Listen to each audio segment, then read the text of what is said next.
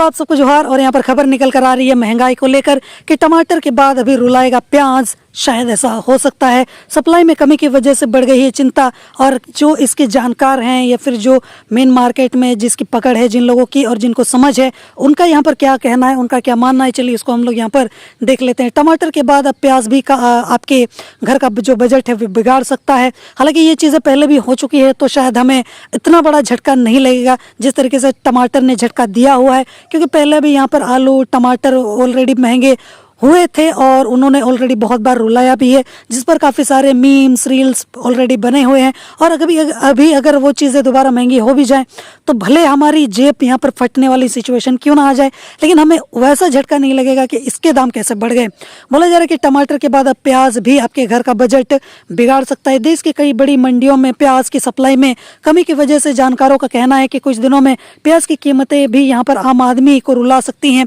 बता दें कि यहाँ पर टमाटरों की कीमतें पहले से आसमान छू रही हैं। राजधानी दिल्ली में इन दिनों टमाटर जो है वो 200 रुपये किलो चल रहा है।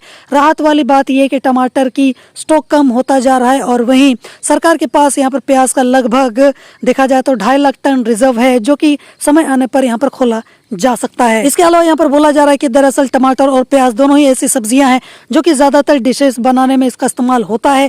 किसानों का कहना है कि स्टोर किए गए प्याज को भारी नुकसान हुआ है। एशिया की सबसे बड़ी प्याज मंडी महाराष्ट्र की यहाँ पर लासाल गांव मंडी के सेक्रेटरी ने यहाँ पर बताया कि जो प्याज का भंडारण किया गया था वह आधा खराब हो चुका है। ऐसे में टमाटर की सप्लाई में भी कमी आ रही है। इसके अलावा यहाँ पर आगे बोला जा रहा है कि एक सरकारी अधिकारी ने बोला है कि यहाँ पर सरकार प्याज की डिमांड और सप्लाई पर नजर रखी हुई है। प्याज ही नहीं, पूरे देश में यहाँ पर 22 जरूरी सामान पर सरकार की नजर है। चिंता की कोई बात तो नहीं है, सरकार के पास अच्छा भंडार है। हालांकि उसका एग्जाम्पल तो हमने यहाँ पर टमाटर प्याज और बहुत सारी चीजों के टाइम पे तो देख ही लिया था कि इनका भंडारण क्षमता कितना अच्छा है, कितना बढ़िया है। समय आने पर यहाँ पर सप्लाई बढ़ा दी जाएगी। यहाँ पर प्याज के व्यापार से जुड़े लोगों का कहना है कि इस बार सर्दियों की यहाँ पर फसल में सालाना मांग की 70% पैदावार हुई थी।